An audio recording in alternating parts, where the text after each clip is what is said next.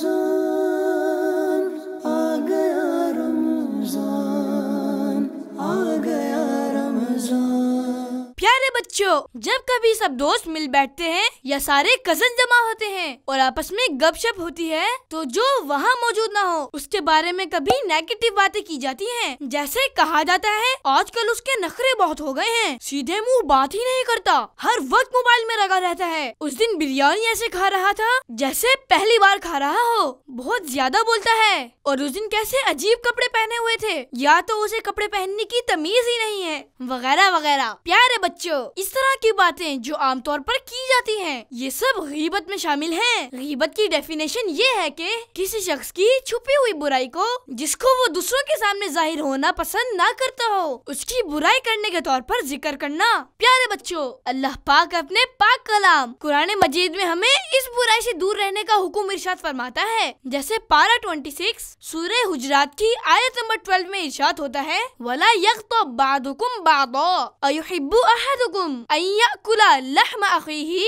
मैतन फकरिहतुमू। तर्जमा, और एक दूसरे की गीबत ना करो, क्या तुम में कोई पसंद करेगा कि अपने मरे हुए भाई का गोश्त खाए? तो ये तुम्हें नापसंद होगा। प्यारे बच्चों, इस आयत में ये हुक्म दिया गया है कि एक दूसरे की गीबत ना करो। फिर फरमाया गया कि तुम में कोई पसंद करेगा कि अपने मरे हुए भाई का गोश्त खाए, यकीनन ये तुम्हें नापसंद होगा। तो फिर मुसलमान भाई की गीबत भी तुम्हें गवारा नहीं होनी चाहिए, क्योंकि उसको पीठ पीछे बुरा कहना उसके मरने के बाद उसका गोश्त खाने की तरह है। क्योंकि जिस तरह किसी का गोश्त काटने से उसको तकलीफ होती है, इसी तरह उसकी बुराई करने से उसको तकलीफ होती है। प्यारे बच्चों, इस आयत मुबारका से हमें मालूम हुआ कि हमें किसी की पीठ पीछे बुराई नहीं करनी चाहिए, ये गुनाह का काम है और अल्लाह पाक को नाराज करने वाली बात है। आ गया रमज़ान।